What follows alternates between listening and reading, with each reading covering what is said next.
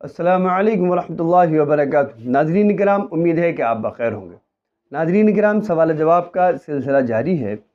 ہمارے ایک ساتھی نے سوال کیا ہے، یہ سکندر صاحب ہیں، اور انہوں نے سوال کیا ہے کہ بیوی کو حمل روکنے کے لیے گولی کھلانا جائز ہے یا نہیں 1-2 سال کے لیے۔ دیکھیے، اس سلسلے میں یہ بات واضح طور پر آپ سمجھ لیں کہ جس کو دنیا میں آنا ہے وہ آ کر رہے گا، اور جس کو جب آنا ہے وہ آئے گا۔ اب رہی یہ تدابیریں، تو یہ تدابیریں وقت کے لیے ہیں۔ وقت کے لیے مثلاً آپ کے یہاں بچہ ہوتا ہے، اور وہ بچہ ہونے کے بعد بیوی کی حالت جو ہے وہ کمزور ہو جاتی ہے، اتنی کمزور ہو جاتی ہے کہ وہ اگلے 2 سال بچہ اگر اگلا بچہ ہوگا تو اس کی جان کو خطرہ ہوگا یا اس کو کوئی مرض لاحق ہو جائے گا۔ تو ایسی شکل میں ڈاکٹر جو چیز تجویز کرے اس ڈاکٹر کی تجویز پر عمل کرنا ضروری ہے۔ بعض مرتبہ گولی کھلانا اپنے پاس سے بجائے فائدے کے نقصان دہ ثابت ہو جاتا ہے، نقصان دہ اور نقصان پہنچا دیتا ہے۔ تو اس لیے ڈاکٹر کی تجویز پر عمل کرنا یہ ضروری ہے۔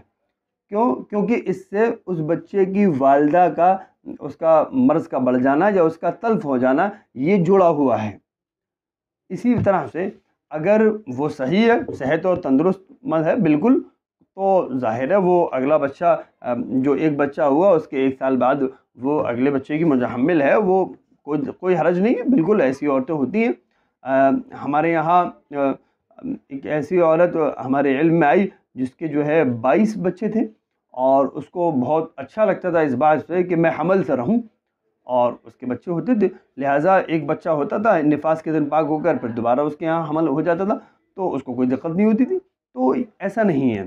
تو یہ معاملہ ہے اصل ماں کے تعلق سے، کہ اگر عورت جو ہے اس کی متحمل ہے کہ وہ برداشت کر سکتی ہے کہ دوسرا بچہ ہو جائے گا، کوئی حرج نہیں، کوئی فرق نہیں پڑے گا، وہ پال بھی سکتی ہے، دونوں کو رکھ بھی سکتی ہے، کوئی حرج نہیں ہوگا، تو کوئی حرج نہیں ہے، دوسرا بچہ ہونا چاہیے۔ وہاں کسی بھی طرح کا کوئی ادویہ کا یا کسی اور طرح کے روگ کا استعمال کرنا درست نہیں ہے، کیونکہ شادی کے مقصد کے منافی ہے، نکاح کے مقصد کے خلاف ہے۔ اس لیے اگر ڈاکٹر یہ کہتا ہے کہ آپ اس میں نقصان ہوگا، آپ کم از کم اگلا بچہ 5 سال بعد ہونا چاہیے، 3 سال بعد ہونا چاہیے، اس کے لیے ڈاکٹر جو تجویز استعمال کہے آپ سے کرنے کے لیے اس تجویز کا استعمال کرنا چاہیے، نہ کہ اپنی طرف سے کسی چیز کا۔ امید ہے یہ بات وضاحت کے ساتھ آپ کی سمجھ میں آ گئی ہو۔